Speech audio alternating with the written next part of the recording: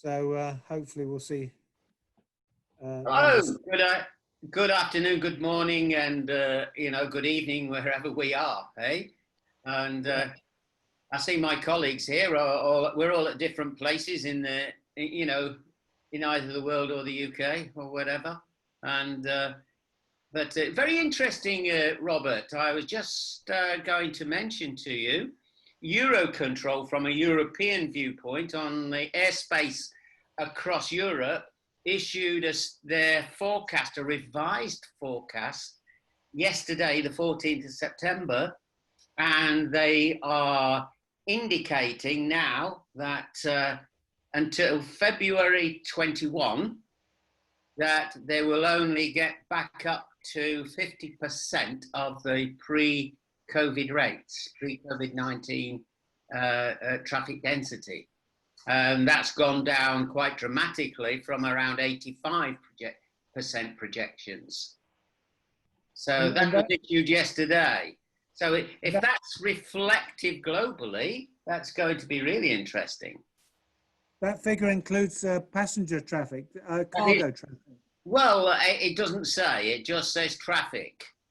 Right. And we know that cargo traffic remained around 15%, didn't it? During COVID, somewhere in that figure, and in fact, it's actually gone up slightly. Year on year, it's actually higher. Your mic isn't working. It's broken. Can you hear me now, Keith? You've gone very Dalek-like.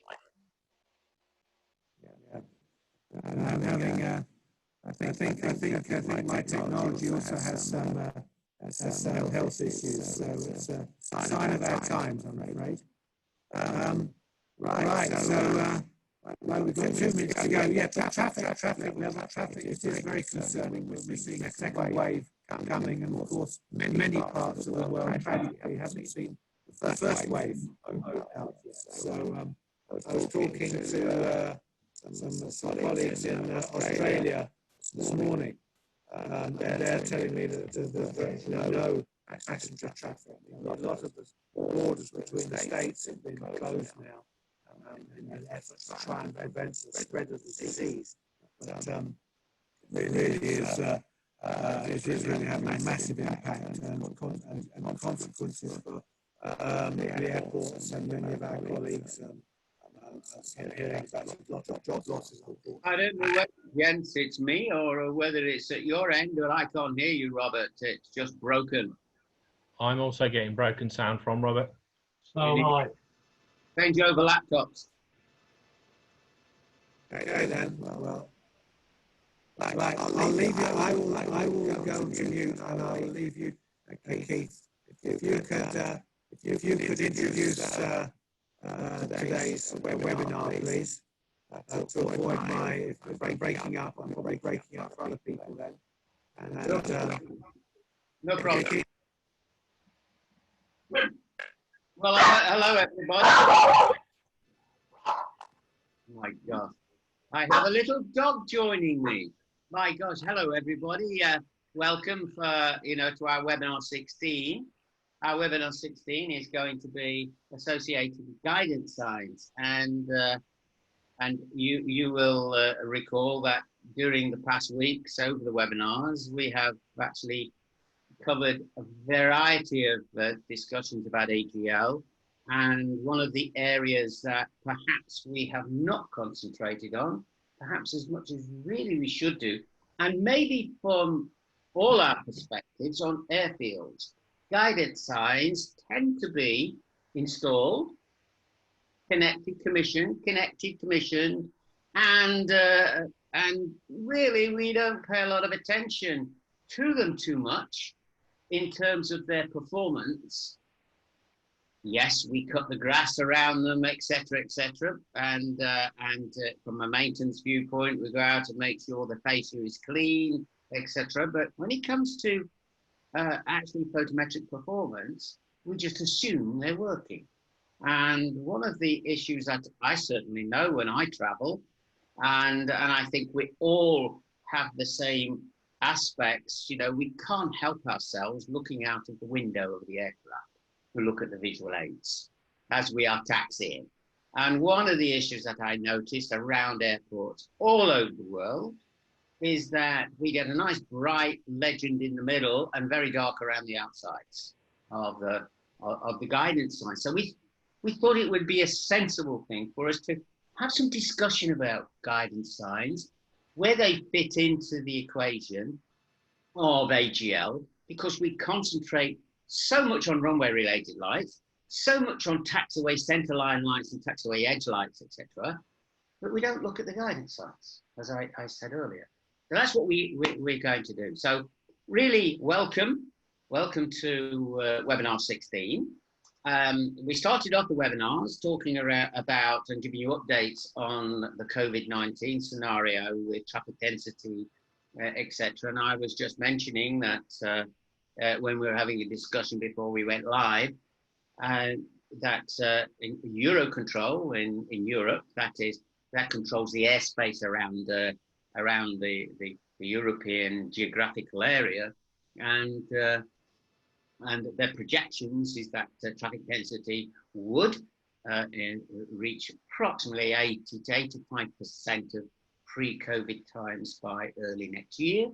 They've revised that, and it's now only down at 50% return. Now that's going to affect us all, and we've had the effect over the last few months of COVID-19, and this is why we've been doing these webinars.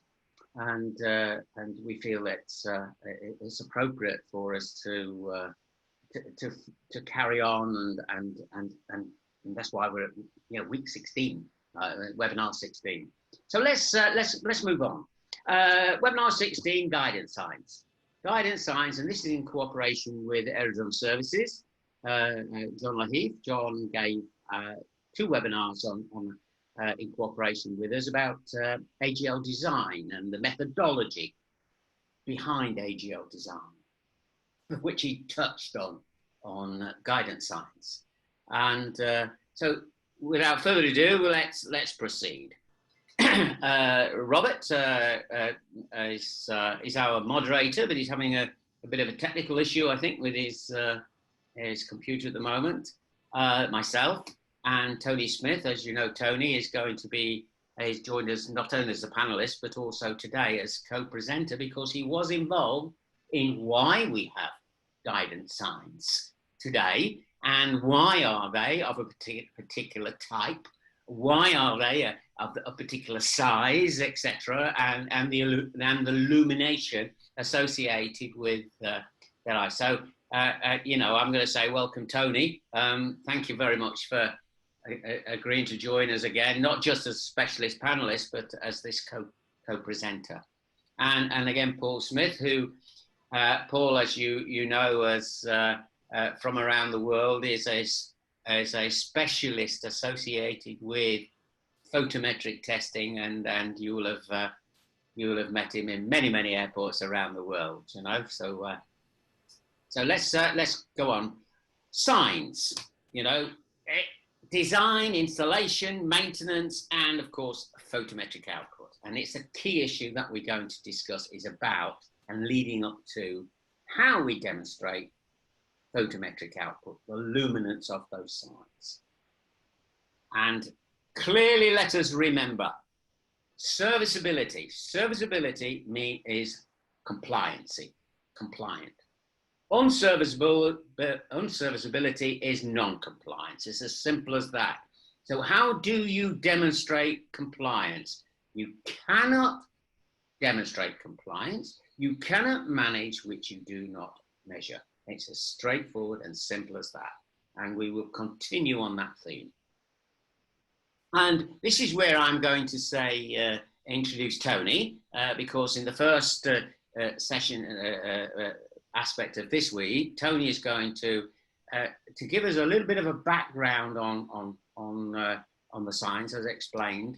And so, Tony, maybe you'd like to kick in at this point, and join us, eh? Yeah, I'll come in at this point. Yeah. Good day, everybody, morning, noon or night, wherever you are. Good to be doing this bit of the presentation. I suggested to Robert that, and Keith, it would be sensible in this presentation to give you some indication of where this signage system that we have enshrined in the annex and the aerodrome, where it came from, why it is as it is. It didn't just self-derive, as it were. It was a requirement in the 90s. Signage was different in different places and quite confusing, and that's a safety issue at the very least. And so ICAO Visual Aids Panel took a good look at this in the mid-90s, and what we have today as a result of that extensive work that was done over 2 or 3 years. There's quite a lot of research and development necessary in various aspects of signage. In doing that work, we first of all said, well, what do the pilots need? What are the operational requirements? What information do they need, and when and how? And then we looked at pilot factors, because pilots, it's the business of reading a sign.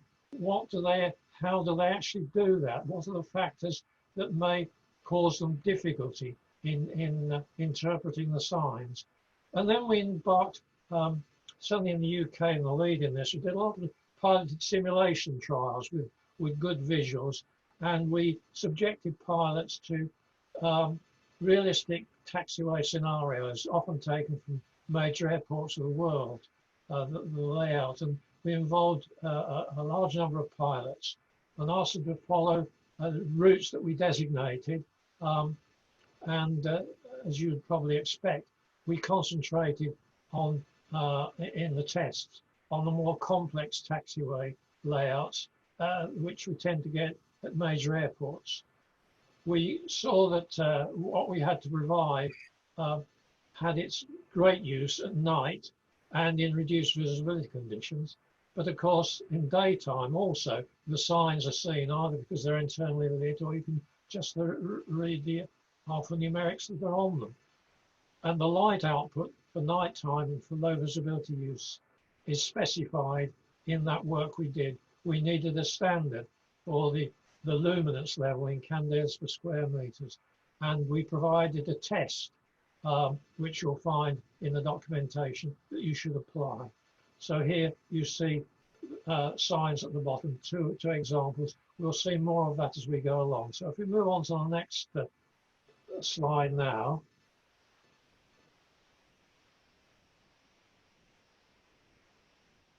Four important criteria. Signs, no different to any other visual aid in a way, but particularly signs, they have to be conspicuous, they have to be legible, they have to be comprehensible, and they need to be credible. And I'll say a little bit more about that, but if you bear those 4 concepts in your mind as we go through, they're sort of foundational to the design of the signs. So in that work that we did within the Visual Aids Panel, and a number of us did a lot of practical work, we looked at the choices of luminance. How bright do the surfaces have to be? What colours should be used? What colours should we assign to what tasks? And what font should we use to make the signs usable at all times in the best possible way? We determined that in good visibility conditions, pilots want to have information for about 10 seconds. They need to look at the sign for some time. That may seem a long time, but bearing in mind you've actually got to see the sign, you've then got to read it and then interpret it. And I did some human factors tests and showed that if your signage was really good, you used at least 5 of those 10 seconds to actually say, well, okay, I've read it, now what does it mean? 10 seconds is not a lot of time. So that was the basis, the sort of minimum basis. We assumed the pilot would need to be exposed to the sign in a meaningful way for at least 10 seconds. And if we took a typical taxi speed in good visibility, and I know it could be greater than this, but for design purposes, we said, okay, the aircraft is taxiing at 30 knots. And for 10 seconds worth of exposure, that gives you a visual range, a usable visual range of 150 meters. In the design as well, we had to take account of high resolution. What size of font will we need to put that can be read at 150 meters from the sign with reasonable eyesight? And the answer is that the legend height needs to be 40 centimeters. That applies to any sort of sign you might like. Signs you see on the road, signs you see, advertising hoardings. It's about one in 400. If you're 400 feet, 400 meters away, you need a 1 meter high sign legend. That's human factors. That's high resolution. In reduced visibility conditions, then, so we've got a design which is principally for clear weather and particularly at night. What about reduced visibility conditions? Well, there, the design of the signs, the luminance levels, we showed that the values we came up with should be such that whatever the taxiway visual range you like, it's similar to the RVR, but how far can you, what's the furthest taxiway light you can see? At least the signs you should be able to see at the same distance. The aircraft will be taxiing slower, but it still may mean he's got 10 seconds because he may be only taxiing at 5 knots. But in reduced visibility conditions, you should be able to see the signs as far as you can see the taxiway lighting. So if we go on to the next slide, here we are. Taxiway guidance signs, they're an important part, just remember this, an important part of the surface movement guide and control system at an aerodrome. As Keith said in the introduction, that's sometimes forgotten. We concentrate very much on the runway and taxiway centerline lighting, and in more advanced surface movement systems, the taxiway sign lights may increasingly play a part in control as well. But the signs are very important because situational awareness is absolutely crucial to pilots at all times. Where am I? Am I going in the right direction? Does it all make sense? I just recall speaking to a pilot who'd worked with me in research and then went flying airlines, and I said to him, where do you have your greatest anxiety flying people around the world on holiday? He said, landing at an aerodrome that I'm unfamiliar with and taxiing in. The taxi is when I have the greatest concern of, am I in the right place doing the right thing? So signs are very important. As I said, 4 elements must be there: conspicuity, legibility, comprehensibility, and credibility. And what that means is conspicuity means when they start looking for the sign, it's immediately obvious. It jumps out of the scene, which might be quite cluttered with other lighting. It should shout at you and say, here I am, and look at me. And then, having found it, you can read the message that it's giving you. That's obviously pretty important. But legibility must be, and that's where font size and so on comes in. And then comprehensibility. Having read the sign, does it make sense? Can I, from that information, work out from the taxi route I'm supposed to be following, can I work out what I have to do when I actually get to the junction? And then credibility in there, the 4th one. Having gone through that process, all within 10 seconds, can I believe what it's telling me? Or not? And of course, most of the time, it will be credible, but you just need to have that little reminder as well. Yeah, this does make sense. What I'm being asked to do does make sense. And so if we go on to the next thing, after all that work over a couple of years, we were able to write the material for Aerodrome design for the Annex 14, Chapter 5.4. You'll find all the details there of the signage system, which tidied up a lot of things. But with that work, we made the signs much more understandable and usable, and we got worldwide standardization on what colors where, what they meant. There was large variations in different countries with totally different colors. the same type of sign. We've now got a standard system, basically backgrounds of red or yellow. So there are mandatory signs, there are instruction signs, information signs. And in those bullet points, you can see we can look at examples of mandatory instruction signs in the annex. These are signs which are red. Mandatory instruction sign, if you read chapter 5.4 right at the beginning, it says that a mandatory sign is a sign that you should not pass without getting clearance from air traffic. It's a stop sign in a way that you shouldn't until you get clearance to proceed. That's a mandatory sign. And then perhaps there's more signs of the other type, information signs and location signs. This is the thing that very much contributes to situational awareness, the pilot feeling comfortable that he knows where he is and it's where he feels he should be, and he knows by looking at his charts what his next decision is probably going to have to be. And so information signs, the information is there. And then in Appendix 4 at the back of Annex 14, you've got all the information there to be able to sort out your specification of the font you need, and also how you should measure the lumens of the illuminated signs. As I say, that's the crucial output, is having got everything else right, is the amount of light being emitted towards the pilot correct to meet the requirements. And then do look at our Design Manual Part 4, Chapter 11. There's a lot of additional guidance and examples there, which can be helpful in installing a signage system in your airport. So if we move on now to the next slide, what we're looking at here, just taking from Annex 14, some of the examples. You'll see on the left, mandatory signs, red with white inscription. Red, of course, an internationally a danger sign. So that was why we chose red.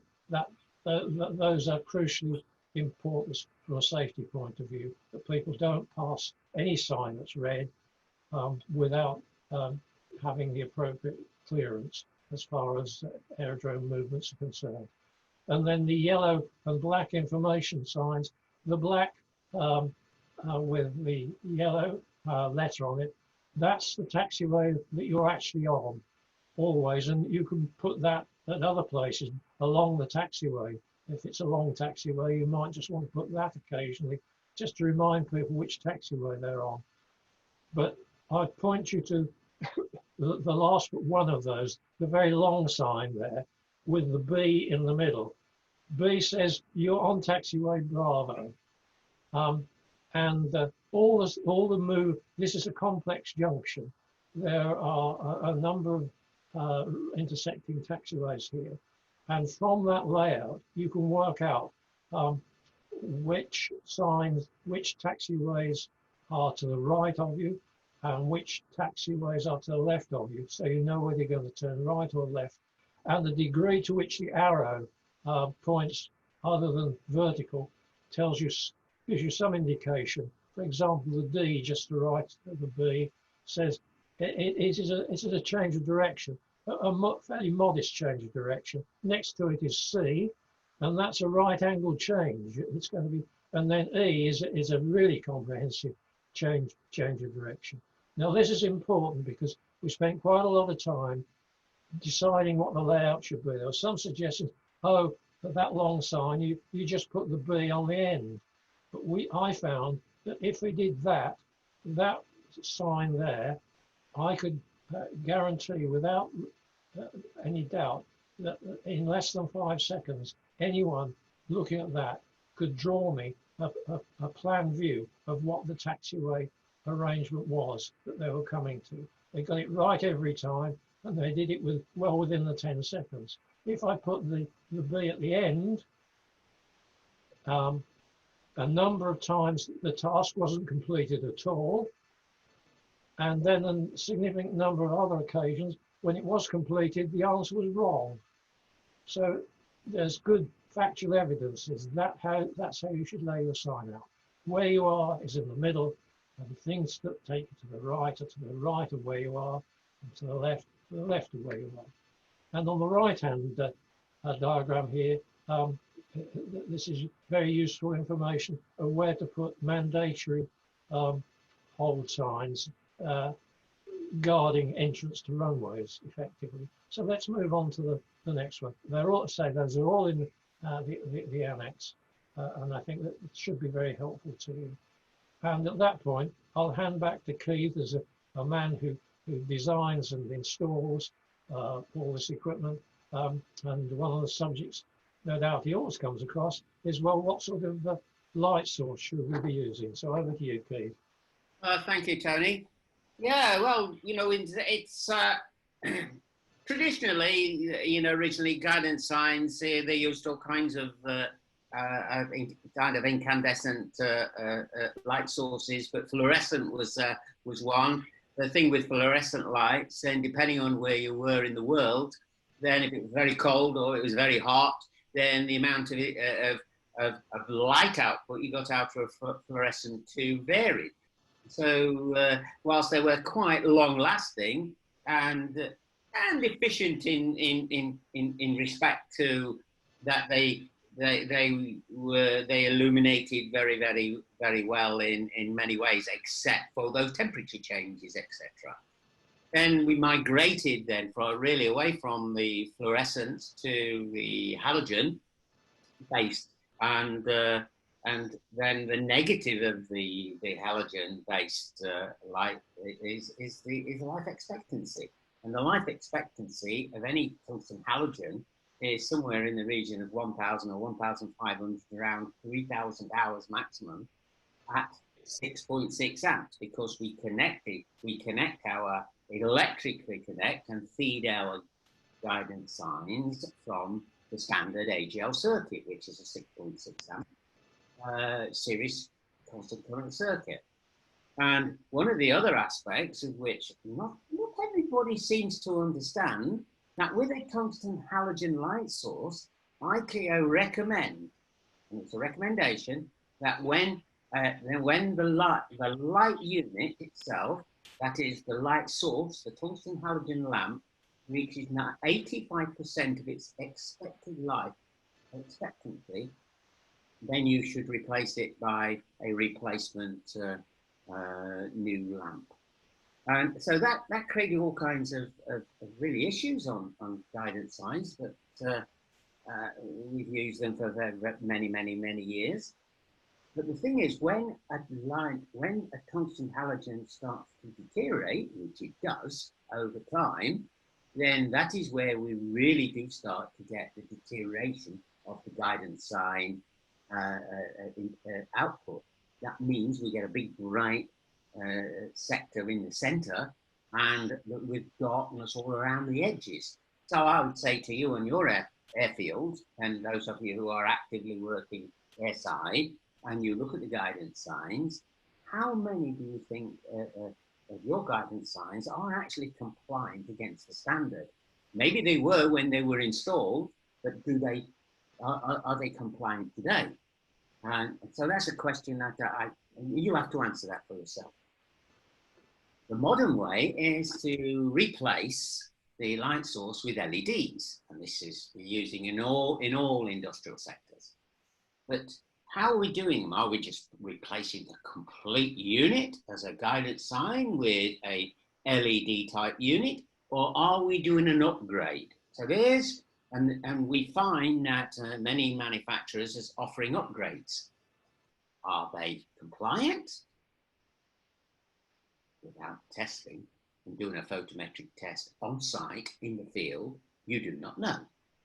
They look clearer, they look brighter, but are they yet compliant? So it's a question that keeps cropping up. So really the light source, the halogen, the fluorescent, which is more or less disappearing, but now the modern way, the LED, 50,000 hours and beyond. And I know that some trials they've had LEDs exceeding 100,000 hours. Remember, an LED is a DC component, and we're plugging it into the constant current circuit, which is an AC circuit. And therefore, we have to have electronics in there to convert from AC to DC, etc., etc. So these electronics, then it's the electronics which will deteriorate and potentially create the LED unit to fail. That's no different to whether it's a runway related AGL or whether it's a taxiway center line or edge line. So we have the same issues that exist. So the three light sources really culminating in today with the LED. And what I've done here is say, well, we're going to have to put these lights somewhere, and we're not going to spend time on installation and because it's not a design course. It's a familiarization of guidance signs. But this is a good example, and this was shown by John Laheath in the design webinar, and this is John's diagram. But it does show the two types: the mandatory, the red with white lettering, and the location, the information signs, which are both direction and location signs, which are yellow with black lettering. And here it just shows the distances associated where we would install guidance signs associated with the runway. Now, this is where there is a difference. Then those guidance signs associated directly with the runway itself are direction signs. Or in this case, we're showing here, this is actually a distance to go. Now, that is a military application. Distance to go guidance signs is a military, not a civil application. But then we would particularly show this in this way here, this diagram, because the runway holding position, category 1 and a category 2. The distances from the center line to Cat 1, the distance from the center line to Cat 2, 3, or in some cases to Cat 1, to Cat 2, and potentially onwards to a category 3, then those distances are important, but we need to make sure pilots understand that when they're leaving a taxiway and they're crossing a runway holding position, then they are then in a runway incursion location. So good diagram this, but I'll move on. It's just a typical layout. And looking at that location, there is some directions in Annex 14, and this is a chart taken directly out of Annex 14, and it will show, look, depending on the codification, then code 1 and 2 runways, facilities, or code 3 and 4, then it is a definition that the sign height, legend should be different, the fascia will be different, and they're installed differently. Now, all I'm going to say here is that guidance signs today, as we get them, are one size, and therefore they are based on code numbers 3 and 4. So these are the typical, and the locations where we'd put guidance signs adjacent to a taxiway, 11 to 21 meters, adjacent to the runway, 8 to 15 meters. There's the criteria that we principally adopt for our categorized instrument runway facilities. The other element is that installation. The installation associated with the frangibility, the physical thing, and the electrical interface. How do we get the electrical current to the light fixture? So 2 elements, the frangibility side. A guidance sign is an elevated light. So an elevated light needs to be frangible in accordance with the Aerodrome Design Manual Part 6, and therefore they need to be on frangible couplings of some description, which are tested and approved in accordance with the Design Manual Part 6. The base itself, this base, concrete base itself, needs to be structurally the correct strength, structural strength. That is, it needs to be of a particular depth and a particular width, etc., to withstand the potential for wind jet blast loads on the light fixture itself. The frangible couplings are designed for that, for those wind loadings, but so does the base unit. And normally speaking, within the base unit, then we'd have something like a little pit or a base unit that will house the electrical side. And if we're connecting that into a 6.6 amp system, then that's where the transformer would be. So this needs to be structurally sound. And we did show last week, it was in the webinar last week, on the installation considerations, how not to do it. Moving on with frangibility. I say a frangible object is one that is of low mass, so there is that height associated, as Tony explained. A lot of investigations went into how long a sign should be, how high it should be, as a part to the legend height, which is already mentioned. But the physical size of the unit is very, very important, because it's got to be designed to break, distort, or yield upon impact.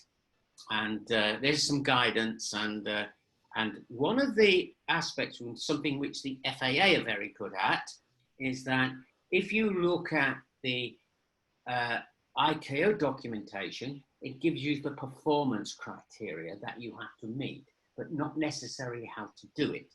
If you look at the FAA advisory circulars, then it gives more in-depth criteria of how to do it, and more in-depth information. So this is this chart was really extracted out of the FAA advisory circulars. So all I'm saying is that there is information out there, but when we come to selecting a sign, installing a sign, it has to be structurally sound and, of course, electrically connected. But we have yet spoken of, does it actually give the light output in the field? And over time, it will deteriorate.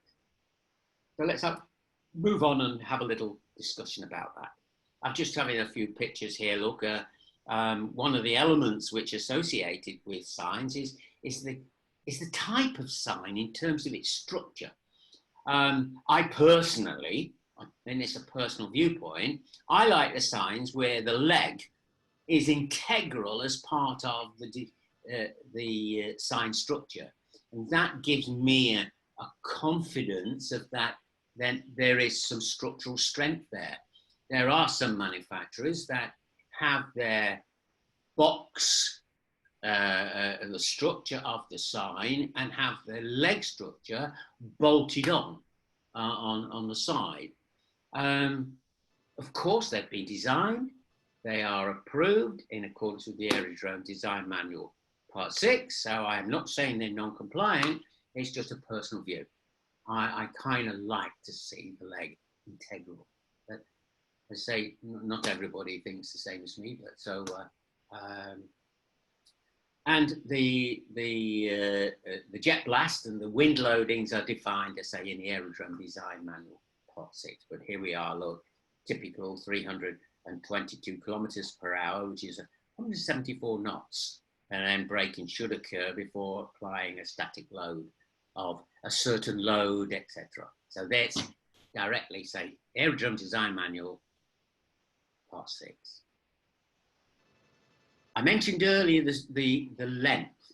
Now, this is an interesting fact because there's been a lot of discussion in recent years whether or not the length of guidance signs is too great. And the nominal length at this moment of time is 3 meters, or has been 3 meters. And one of the elements that we have to take into due consideration, which Tony alluded to, was the fact is that we need to be able to look at a sign as a pilot and instantly, within that time frame, know exactly what information is being imparted to them. And therefore, the size of the legend and the spacing between the legends are also very, very important. And therefore, when we have an a mandatory sign, such as this one, then runway 2810, and it's a category 1 holding position, runway holding position, that's a lot of information. And we've got to get it on a sign.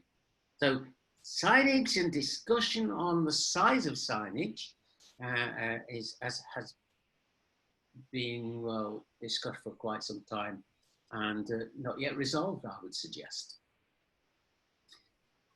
The other element about installation of guidance signs, because it's an elevated light and because it sticks above the ground and because it's subject to wind blast and jet blast, what if an aircraft does come off the taxiway or the runway and hits the guidance sign? It's got to yield, it's got to brake and not damage, or potentially not damage the aircraft itself. So the base units also have to be of a particular design. And one of the elements is delethalization. And not a lot of people actually pay attention to this element of it, because if, for example, an aircraft was coming and is going to off the taxiway into the soft, as we call it, into the grass area or whatever it is, then the wheels, the weight, the mass of the aircraft, the wheels will furrow into the ground. And in that respect, when it hits a sharp corner like this one, then it was going to damage the aircraft. So we chamfer the base units. So that is called delethalization. Very, very important. Okay. Have a think about that, because I've certainly done some audits and discussions with airports where their base units are not delethalized, as with transformer pits. They also have to be delethalized. The other element we talk about is the luminance, and there are some criteria associated with the RVR, the runway visual range situation and conditions. When an RVR is below 800 meters, that is what is below 800 meters, then we are talking either Cat 1, or we're talking Cat 2, or we're talking Cat 3. So we're talking really about the scenarios associated with the categorized and instrument runways. So there is some guidelines of what the luminance should be, dependent upon the operation. But generally speaking, then we are talking about having signs. So red has a color, so you'll see there is some differences. Where the RVR is below 800 meters, the criteria is 30 candela per meter squared for red. Yet when we look at when there is an RVR of 800 meters, or say at night, then clearly, then if we looked at that same red for night, then the average need only be 10 candelas per meter squared. There's not really any difference. So when you've got a torch, if I switch a torch on and shine it at you in the daytime, you just look at it and say, oh yeah, it's on. But if I shine that same light at night, you'll say, oh, switch it off, Keith. So there's similar scenarios. So there are some guidelines on the candela output of light. But are all your lights like that? Are all your guidance signs like that? Do they meet the criteria? The only way is to measure. So now we've got some guidance in the standards associated with this average luminance. And there are some points, no different to the ISO, the guidance that's shown in ISO Candida diagrams for runway lights or taxiway lights.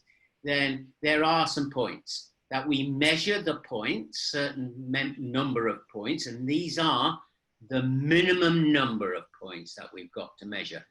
We can double the number of points if we wish, but these are the minimum number of points to get the average luminance. So we measure these points and these dimensions, between the two, look, are shown as 15 centimeters. So we've got these 15 centimeter squares, and we measure the luminance at each of these points, the light output at each of these points, add them all up, divide by the number of points to get our average.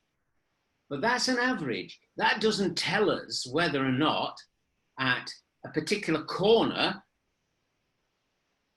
that's shaded, might be bright here, but shaded here, but the average might be within requirements. So there's also some ratios. And therefore, when we look at the ratios, then for uniformity, that's also a criteria. So how can you demonstrate it? All I'm saying to you is that you cannot manage that you do not measure, eh? You cannot manage which you do not measure. It's as simple and straightforward as that.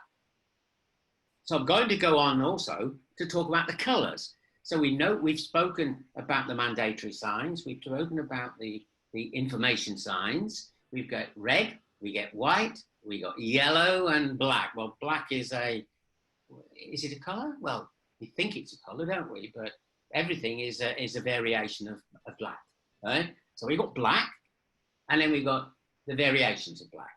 And that's where the other colours come in. And therefore, we need to have an understanding what that shade of colour is going to be. And the shade of colour, as with taxiway centerline lights, for example, and threshold lights, which are green. There is the international standard of green, but there's also some nations have a different shade of green. Well, likewise, we need to define what the reds and the yellows, etc., are for guidance signs. So there is the chromaticity, and in Annex 14, it's edition 8, by the way. Annex 14 volume 1 is currently at edition 8, and this is table A1-4. So my questions to you, as summarizing this, can you realistically demonstrate and justify that the photometric coverage across the whole of your guidance sign conforms to the standards? And how many of your guidance signs you see the illumination in the center, but they are shaded all around the edges? Because certainly when I'm traveling and I look out the window of the aircraft, and by the way, I travel with my wife, as soon as we get on the aircraft and we start to taxi, and I'm going to look out the window, she says, "Don't mention the lights." I can't help it. I'm looking for, oh, out there. And I'm sure we all do that. But how many guidance signs for you are dark around the outside and the luminance can be seen in the center? The only way you can you can demonstrate full compliance is to measure. So what I'm going to do is to go on to the next slide here, and this is, you do have the chance to demonstrate photometric compliance. We do, because now we have a sign and PAPI tester. So we've got a tester that actually can check the compliance for the setting angles, the transition, the luminance, and the intensity of both the PAPI and also for that luminance and intensity and color for guidance signs. And I think here is I'm going to bring Robert into the discussion here. Robert, are you with us? Have you got your system up and running nicely now? Well, do I sound like a Dalek still, or am I? Oh yeah, well, you actually look like a Dalek, but I don't know about sounding wise. I can hear you, yes. Thank you. I'll go over to you, Robert. Thank you very much. Well, yes, we've been up, as we have annual workshops with our customers to talk about the developments in the industry and what's going on in the world of MALMS. And but at the end of every session, we always ask, what would you like us to develop next? Because we only want to produce what's actually needed, what people want to use in the field. And one of the frequent requests was for a sign and PAPI tester, because obviously the equipment, when it's sold to them, is installed, is manufactured to the precise standards required. It's then carefully installed, and then very often, in the case of PAPI, for example, it has a flight test. And at that point, there is no further testing.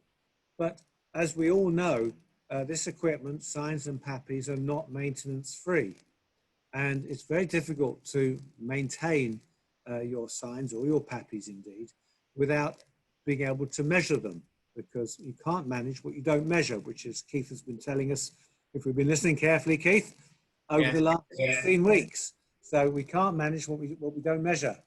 So a measurement tool was clearly necessary. So what we've done is we've developed a sign and PAPI tester, and today I want to talk specifically around the sign testing aspects of that device. In common with any piece of airfield maintenance equipment, it's got to be accurate. If you can't measure accurately, well, there's really very little point, because only by having accurate measurements are you able to have the basis for making your management decisions that follow. But also, it has to be easy to use, as I hope you've always found with our equipment. You know, it is intuitive, it is straightforward, and airports all over the world use this equipment because it is easy to use and accurate, of course. And then the final component of that is it's got to be quick to use, because often we're working on live runways, and so and in situations where airplanes are present. So clearly, airplanes and people don't mix. So it's got to be quick, easy to use, and of course reliable. But just in case anything ever goes wrong, it needs to be well supported. And so we have a team of engineers that are always available to help airports and we have already, I've noticed a number of questions coming in for you guys. If you want to look at the Q&A session there, we've got a number of questions to answer live on today's webinar. And I also have received a number of emails with detailed questions about on the topic as well. So a lot of questions to answer.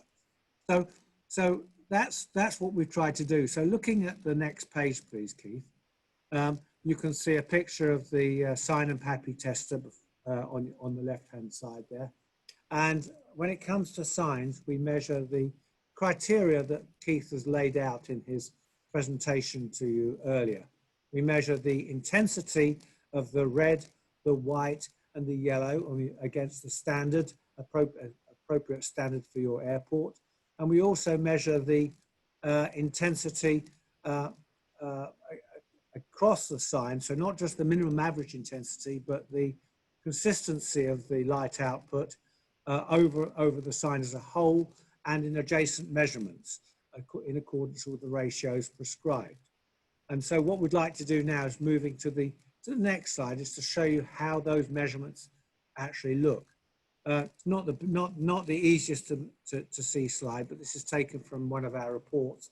And you can see in green faintly the measurements on each pixel. And those measurements are then compared to give you, to derive the ratios for the overall sign, so the maximum to the minimum reading, and then for the adjacent measurements, so one next to each other, to compare those.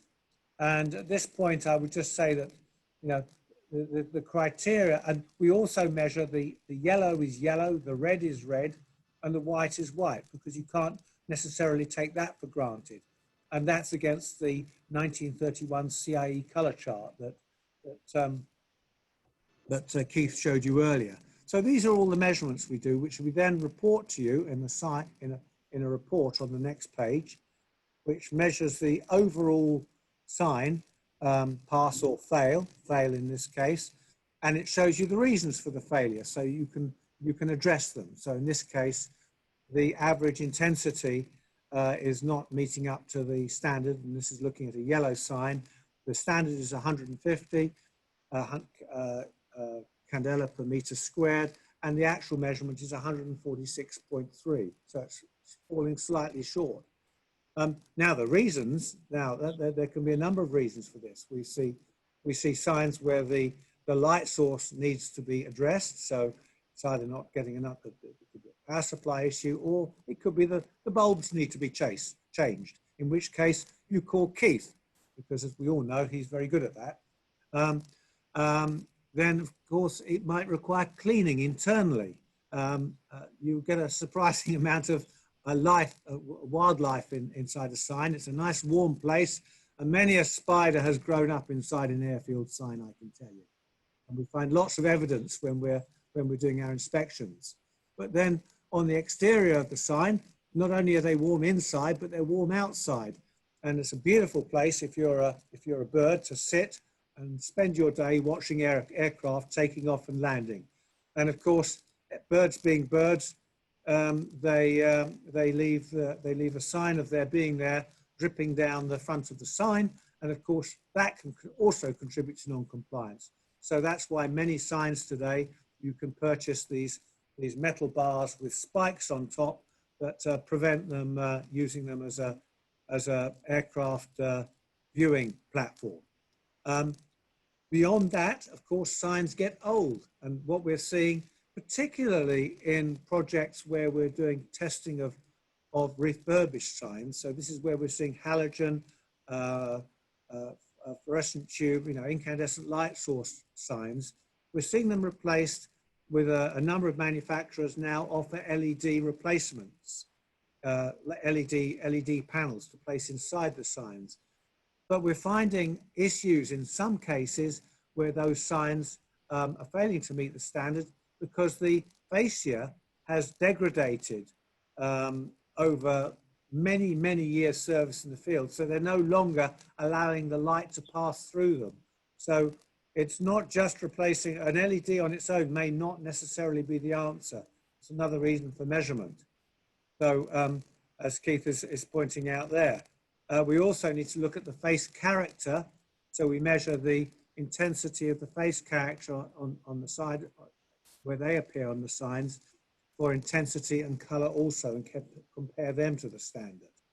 And the final very common reason, and an easily avoidable reason for problems with signs, and you can see sometimes these dark marks at the bottom of the sign. They're often caused by plants and mold and growth around the base of the sign. So I know signs and elevated lights are a favorite for lawn cutters, but you do need to cut the foliage and do a bit of gardening in the vicinity of signs to prevent them being obscured. And I've seen plants completely obscuring the front of signs in some cases. So it's another aspect to be careful of. So once again, it comes back to the basic: you can't manage what you don't measure. In terms of frequency of measurement, it depends on the circumstance, where the sign is, the condition it is, how old it is. But again, if you have the measurements, then you can determine how frequently you need to visit that sign to measure it and perform maintenance on it, preventative maintenance. Signs are not maintenance free, as Keith said earlier. So these are all the aspects we need to look at, and we're very busy looking at signs at the moment across the world. In particular, the incandescent light source signs, they tend to be older, they do require more maintenance, and we're finding a lot of non-compliance. But don't think that LED signs are maintenance free either. You still need to do your gardening, you still need to keep the fascia of the sign clean, and you need to take particular attention that you're getting enough light to the corners of the sign, because the compliance measures the whole sign, not just the center of the sign. So I'm sure you've got plenty more questions on that, but that's what we've developed in response to customer requests, and it's available for airports to purchase to perform their own testing, or we can provide sign and PAPI testing as a service. So please let us know if you're interested. So, gentlemen, this brings us to the end of our presentation today. Just to reiterate what I think Tony was saying earlier, your guidance sign needs conspicuity, legibility, comprehensibility, and credibility. We're here to answer your questions. You can have no better experts than Keith Costall and Tony Smith. We will come on to those questions now, but before I do, this is sadly the last of our weekly webinars, and I want to introduce what is coming next. Following this very popular series, thank you for that, we're implementing our first online competency-based training assessment course, available within a virtual classroom technology, because as you know, we're unable to travel at the moment, which is very sad. And we've been providing this via 12 1.5-hour online training and Q&A sessions, incorporating a quiz, a test section for each seminar to test comprehension, and to provide you support, if further support is required.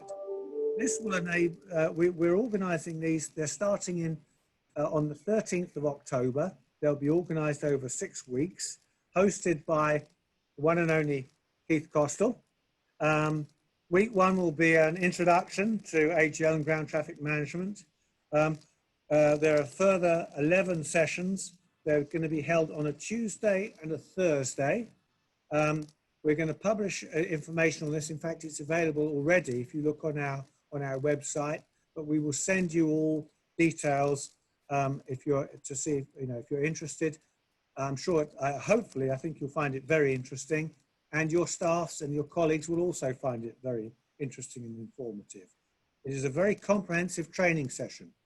It goes into much more depth than we've gone in these last 16 weeks, but necessarily so, because this is all about competency-based training.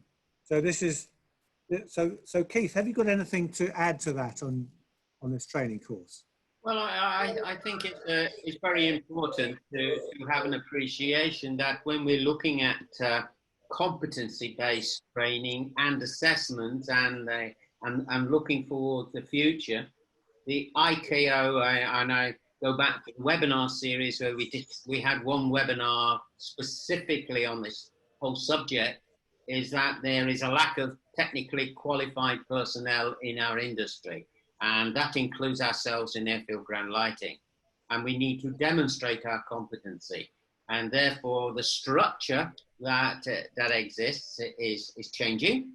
And the way we can demonstrate our competency. And we have now our training course based upon so we have similarity across the aviation world, whether you're an aircraft engineer, whether you're an electronics engineer dealing with the radars, and now we will be introducing the similarity to them for the airfield ground lighting. And that is based upon having a basic training phase, a qualification training phase, a continuation training phase, and then a development training phase.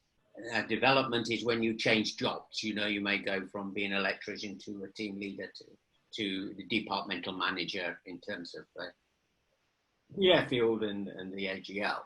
And so our online virtual training, as it seems to be known as, across the industry now, our online virtual training will be part of that structure, and therefore it is basically a continuation. It's in the continuation phase. but it's very appropriate for those who are entering into AGL, and therefore it is also part of the module of the basic training phase. So basic training and continuation training is, our online virtual training will be part of that structure, and which leads us to be able to recognize and demonstrate recognition globally. So if you have some a certificate or certification associated with the courses that you have done, you can demonstrate your competency and be recognized. We are ISO 9000 accredited, and we will be issuing certificates for those that successfully pass the testing elements of this training. I'm very sadly, with everything that's going on, I think the demands on us as a group, whatever your function, will be increasing, not decreasing. We're getting less and less resources, yet the demands for safety and compliance will not decrease. So it's absolutely vital that we're at the top of our game, and the game is changing. We know we are preparing for the next generation. Collaborative decision making is coming, and we need to be prepared for that. Our environment is changing, the technologies are changing, and the demands on us, therefore, will be evolving to meet those needs. So we'll send you, John Keith. Yeah, I think here is the discussion of today on guidance signs just demonstrates that. Okay? It really does, because we need to have the tools, the equipment, and the methods of recording and demonstrating compliance. And I think that's so we will send you that information, but it brings me on to a question that we were discussing earlier, and one for Tony. Addressable signs. This is something that Tony is particularly keen on, and is certainly, I think, in the future of airport operations. Addressable signs. Where do you think we're going with that, Tony?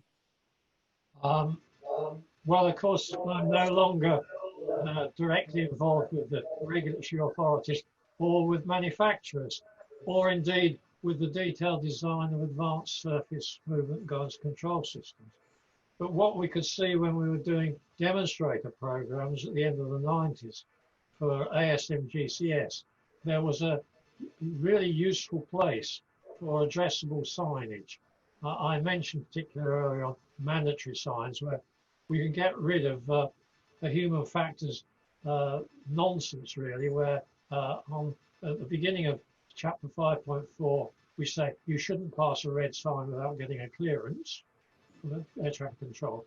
Yet on a day like today in the UK, where the visibility is excellent and you won't be in low visibility procedures, it's sort of assumed it's all right to pass this sign because we're in those conditions. There's nothing formally declared, and people just driving past signs they should stop at and ignoring them. If we had mandatory signs which are addressable, so you could switch, so as you approach the taxiway runway interface, the stop sign, the mandatory entry sign there, the only appropriate one, if you're in category 1, the category 1 sign would be lit. If it was category 2 and 3, that one would be lit. You wouldn't, in fact, pass possibly 3 red signs. And so, I think from a human factors point of view, it's desirable now the technology is there to do it, but also it gives you the possibilities of, in other places, information signs. Maybe you want to change your message from day to day. Maybe you've got works going on the airport so that your taxi routes have to be changed for a period of 6 months. Well, if you've got the addressable signs there, you can probably reprogram them to get a signage system that still is fully compliant with the safety operations and regularity of operations. You could do it, it would give you more flexibility. So I hope we're going to see the technology 25 years ago. If you think about it, that's the size of a television screen 25 years ago. you couldn't see it in daylight outside. Now we've got things the size of a tennis court in outdoor stadia that can be read all over the stadium, very bright. The technology has come on. We knew it would. It's there now, and I think it can be used.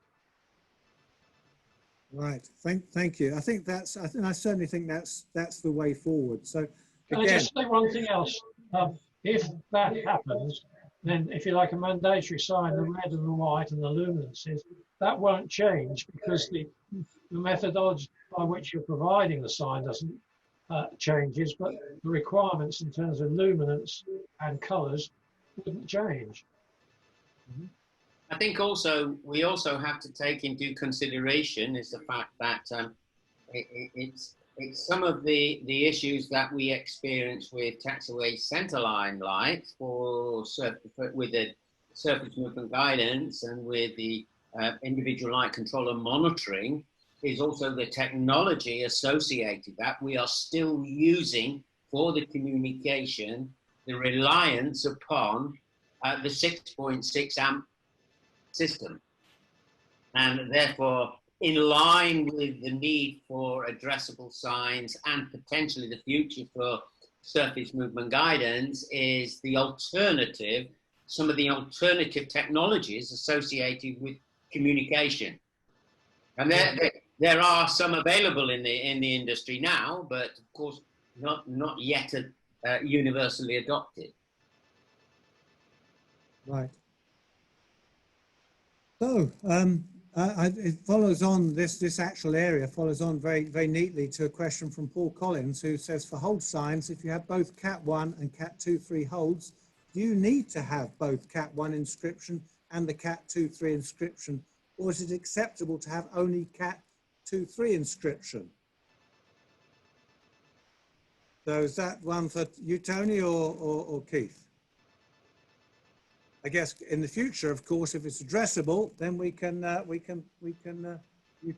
put what's needed. But well, I think probably I'll dig in first on this one. Is the fact that you know, traditionally when you're looking at design and Paul, I know Paul very well, and the way we fundamentally do it at the moment is that. Then it depends obviously on the operations. If you're doing a design and you require your normal operations is category 1, because naturally you've got your category 1 runway holding position. But when we're in areas where the frequently drop into the Cat 2, Cat 3, then we'll have a Cat 2, Cat 3 holding position. And from a day-to-day operational viewpoint. But then when we're looking at the front end design, then we look at the worst case scenario. So it's very interesting that I've come across this discussion many times.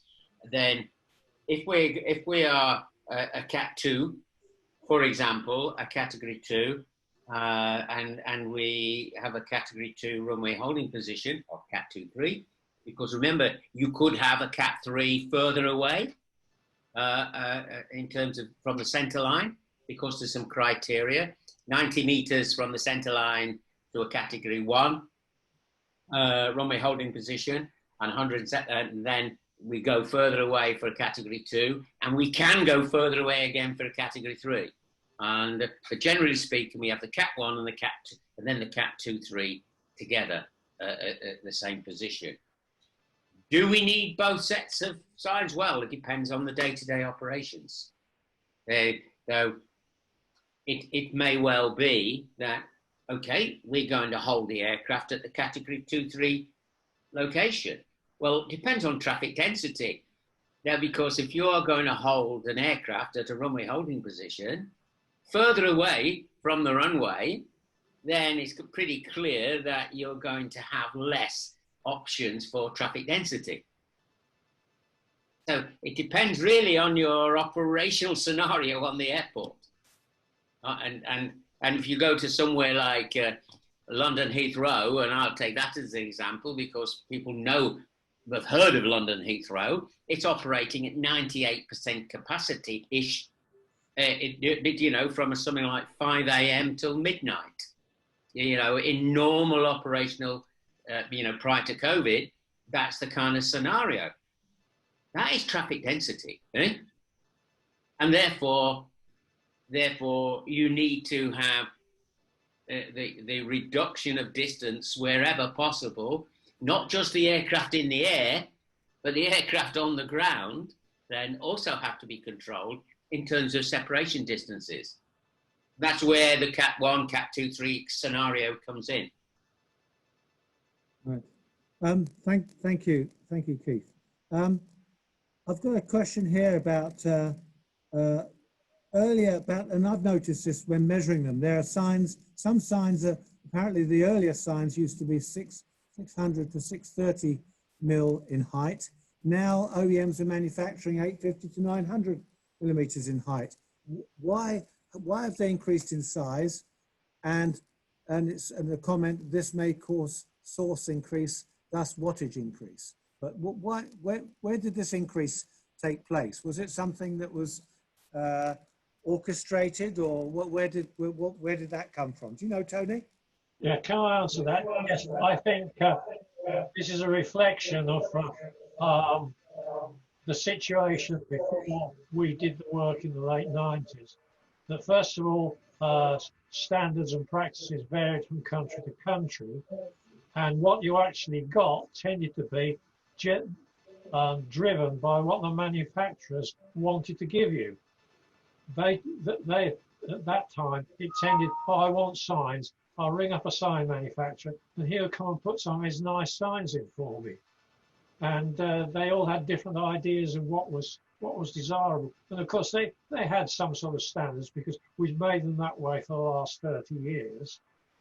But when we looked, and against this work on the signs was done against the background of developing ASMGCS, the ASMGS manual. I was involved in that as well. So we were mindful that they were part of a future movement guidance control system. And the 10 seconds, 150 meters, was a realistic measure of how far away you need to see it. Against the background of the massive studies we were doing on ASMGCS, including real life trials with real airplanes on real airports. That's where that came from. So it tidied up. You got all sorts of things. But it was true. You go back in aviation lighting history. To be frank, high intensity strobe lighting on towers was almost in the purview of one company in the United States, and they gave you what they thought was best for you. There was very few little expertise around, and they put up what they thought was a good system for you. And I think the signage was a bit like that. Right. Well, thank you for that insight, Tony. Now a general knowledge question here to test you.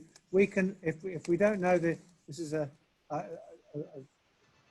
question is from Duaka, wants to know, what is the font name for the signage? Does anybody know that, or should we check with manufacturers and we'll post the answer?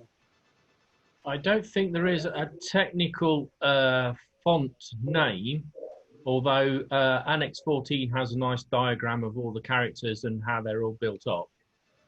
You can, if you search on Google for ICAO font, you can find some files which are called TrueType font files, which you can then install on your Windows system, and you can make all of your Word documents in Runway font should you wish. We can have a quick look round and see if we can find some examples which we'll post the answer to on our website. Can I just say that the font that is in Annex 14 was a carryover from a well-known font that you'll have probably have on your computer anyway. I forget which one it was. I wish I could remember, but it's nearly 25 years ago. But it was chosen on good advice, and I think in relation partly to what's used on the roads. It was it something like Helvetica or something like that? It was a well-known font that was chosen, and so if you had the diligence, you would find that what's in Annex 14 is one of the 100 well-known fonts. Well, thank you, Tony. Thank you, Paul. We will certainly check that one out and to give you the definite answer. But yes, I would struggle to know where to begin if I was on Who to Be a Millionaire, Wanted to Be a Millionaire program. Who wants to be a millionaire? Which one of you could be my phone a friend? You're all so knowledgeable. So moving on to the next question. I've often asked the same question about runway lights in snow conditions, in hot conditions. But in this, how do we protect them? How do we protect signs from jet blast? Can anybody give some? You're muted, Keith. Keith, you're muted. Yes, there we are. This is where the sizes came in, discussion came in, because, you know, as the, like, for example, you take the American C-5A, military transporter, and you know, the Russian Antonov. Then when, you know, when those bigger aircraft first emerged, then they were blowing over and damaging the guidance signs, and that's where, I say, the discussion started.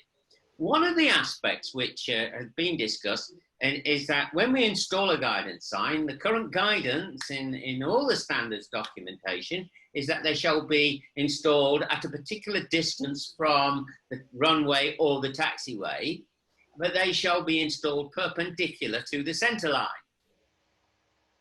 Now, if you think about that, if an aircraft is traveling along, the jet blast is then parallel with the center line, generally. So if we angled those guidance signs, then a percentage of that jet blast would be deflected.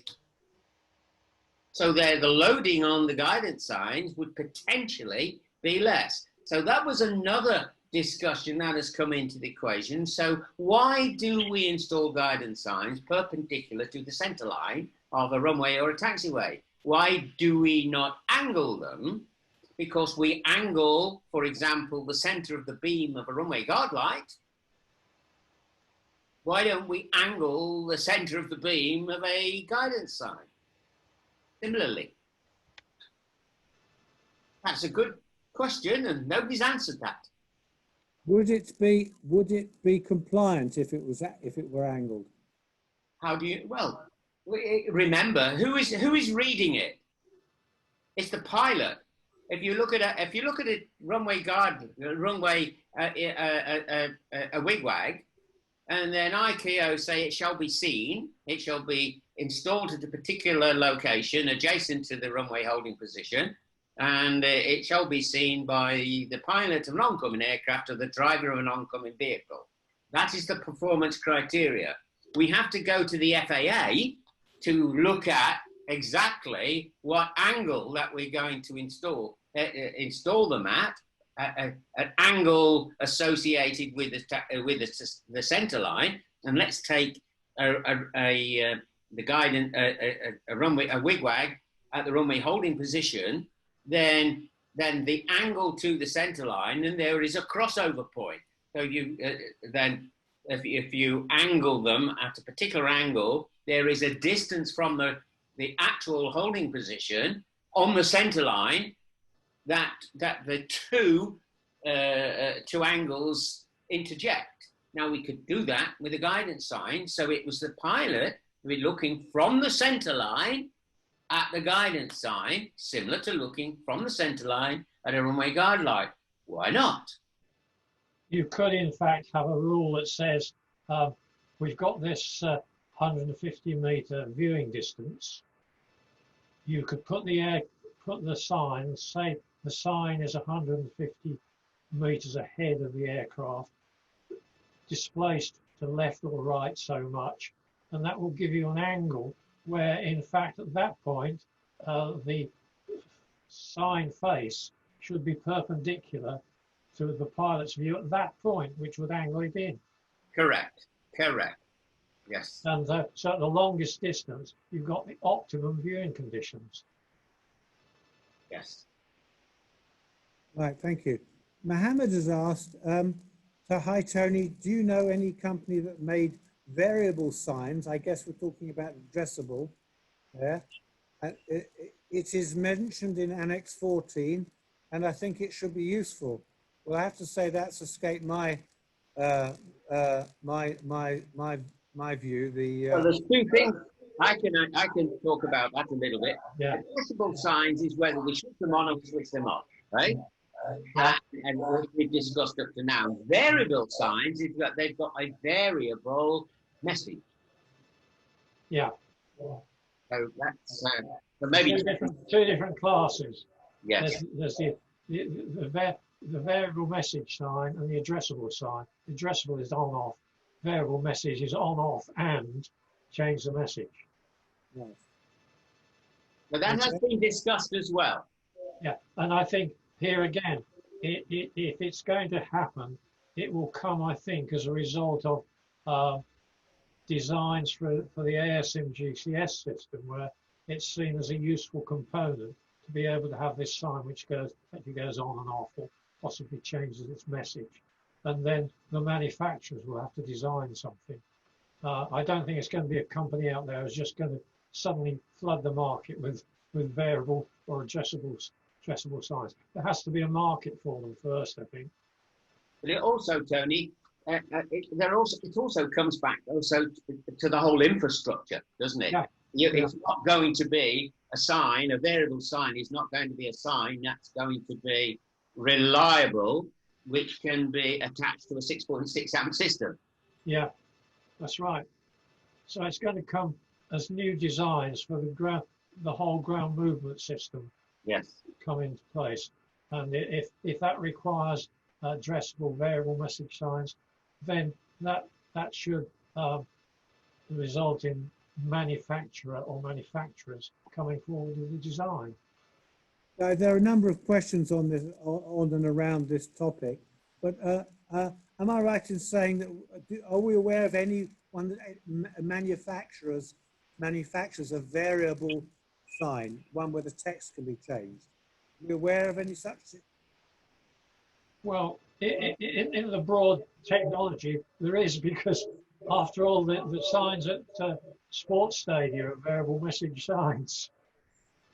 But are we aware of any actually installed at airports? Have we come across? I'm not on the movement area. You've got them in the terminal. No.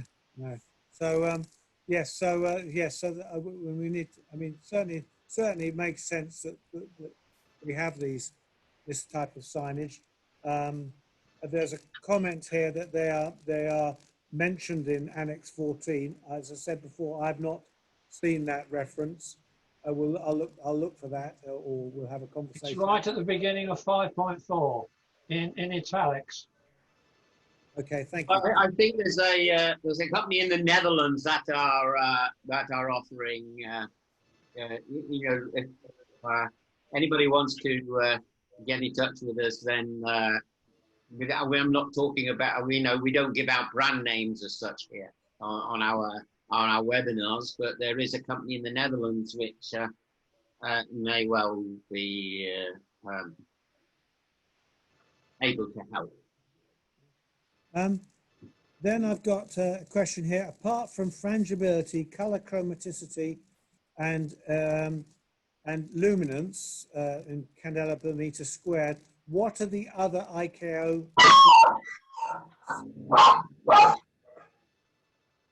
I think your dog would like to answer that one, Keith. Yes.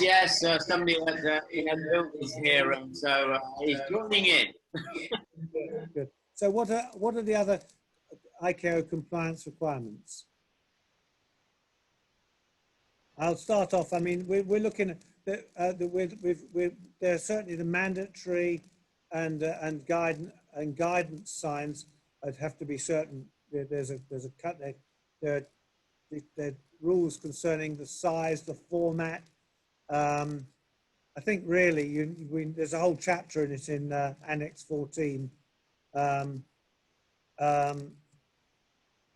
terms of having put the sign in the correct place, having the correct sign in the correct place, it has to be working properly, and that's where our measurement of color, chromaticity, and luminance comes in. Anybody got anything to add to that? Okay. Right, moving on, because we're running over time here.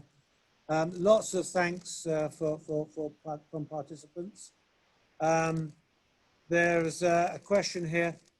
Are the IHP for taxiway holding points, low visibility route signages mandatory red or information black?